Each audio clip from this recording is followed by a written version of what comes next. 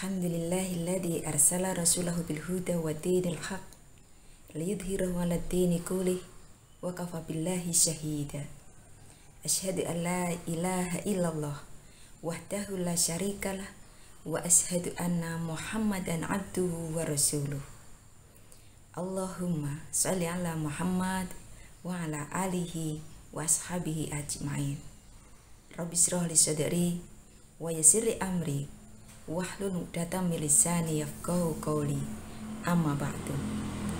Alhamdulillah, segala puji hanyalah milik Allah, Tuhan semesta alam, atas nikmat dan karunia-Nya untuk kita semuanya. Nikmat sehat yang kita rasakan hingga saat ini, sehingga kita mampu melaksanakan ibadah Ramadan dengan tanpa kurang suatu apapun. Mudah-mudahan dengan kita mensyukuri nikmat-Nya, Allah akan semakin menambah nikmat-Nya untuk kita semuanya. Amin. Sholawat dan salam semoga senantiasa tercurah kepada junjungan kita Nabi Agung Muhammad Sallallahu Alaihi Wasallam, kepada keluarga beliau, sahabat beliau, dan pengikutnya hingga yaumil kiamat. Baiklah, untuk pagi hari ini kita akan belajar tentang fikih Ramadan. Sebelumnya, mari kita buka Quran Surat Al-Baqarah ayat 183. A'udzubillahi minasyaitonirrajim. Bismillahirrahmanirrahim.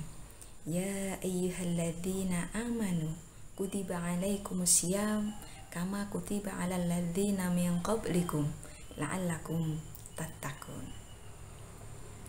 Yang artinya, hai orang-orang yang beriman, diwajibkan atas kamu berpuasa sebagaimana diwajibkan atas orang-orang sebelum kamu, agar kamu bertakwa. Ini. Dari ayat ini kita dapat mengambil keutamaan dari berpuasa. Ya. Keutamaan berpuasa adalah yang pertama, ibadah puasa, ibadah khusus yang diberi pahala istimewa oleh Allah. Karena puasa ini pahalanya hanya untuk aku, Allah, dan hambaku. Puasa yang diperintahkan untuk kita ini memiliki beberapa keutamaan. Yang pertama, puasa adalah ibadah khusus yang diberi pahala istimewa oleh Allah. Yang kedua, Ar-Rayyan adalah satu pintu di surga yang tidak bisa dimasuki oleh orang kecuali orang-orang yang berpuasa. Kemudian yang ketiga, ampunan Allah akan diberikan kepada orang-orang yang berpuasa Ramadan karena keimanan dan mengharapkan pahala di sisinya. Sesuai dengan sabda Rasulullah Sallallahu Alaihi Wasallam, barang siapa berpuasa Ramadan dengan iman dan mengharap pahala kepada Allah, maka diampuni dosanya yang telah lampau. Hadis riwayat Bukhari, Muslim. Kemudian yang keempat, puasa adalah penghapus dosa-dosa. Berikutnya, kita akan belajar tentang sunnah puasa. Apa saja yang termasuk sunnah puasa? Yang pertama, makan sahur dan mengakhirkannya di akhir waktu malam. Kemudian yang kedua, menyegerakan berbuka. Yang ketiga, berbuka dengan rutop atau kurma muda. Kalau tidak ada, dengan tamar, kurma kering. Kalau tidak ada, dengan air. Ya, sesuai dengan Rasulullah. Rasulullah selalu berbuka dengan beberapa biji rutop sebelum sholat. Bila tidak ada rutop, maka Rasulullah berbuka dengan beberapa biji kurma tamar, kurma kering. Tapi bila tidak ada kurma, maka beliau berbuka dengan meneguk air beberapa teguk. Hadis riwayat Abu Dawud dan Tirmidzi. Kemudian yang keempat, berdoa saat berpuasa. Ya. Ketika seseorang itu berpuasa, maka insya Allah doanya mustajab. Siapa saja orang yang mustajab ketika dia berdoa atau tidak tertolak doanya? Ada 3 orang. Yang pertama, orang yang berpuasa hingga ia berbuka, seorang pemimpin yang adil dan orang yang dizalimi. Kemudian yang kelima, mengucapkan doa pada saat kita berbuka. Apa doanya?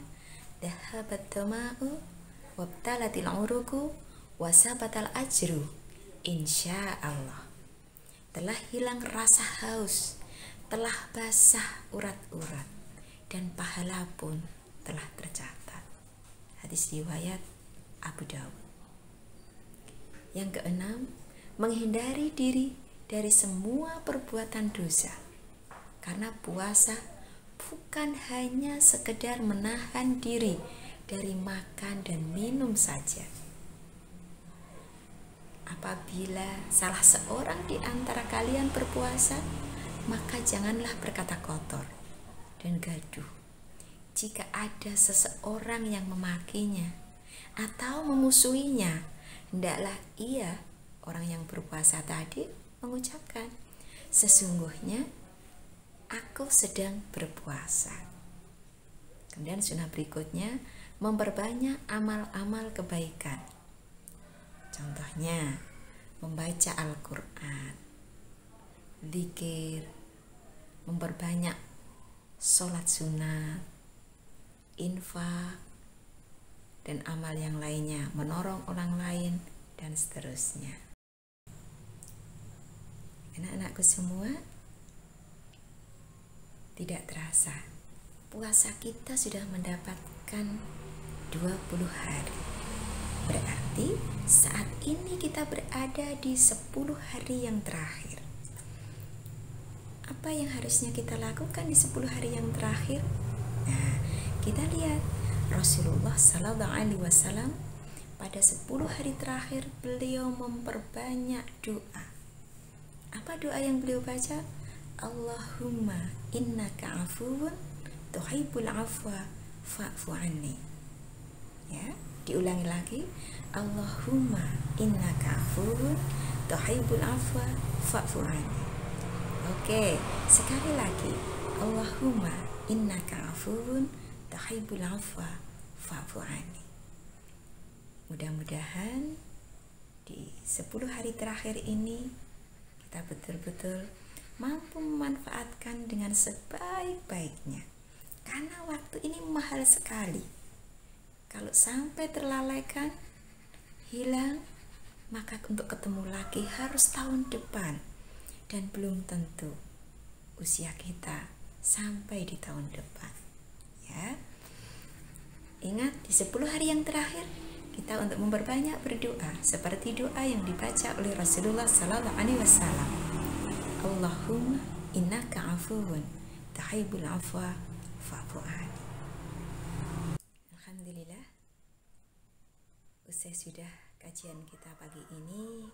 Mudah-mudahan kita mampu mengamalkan semuanya sehingga menjadi amal soleh yang bisa kita nantikan nanti di yaumil qiyamah. Marilah kajian pagi hari ini kita tutup dengan bacaan hamdalah bersama-sama. Alhamdulillahirabbil alamin. Segala kekurangan mohon dimaafkan. Billahi taufiq wal hidayah. Wassalamualaikum warahmatullahi wabarakatuh.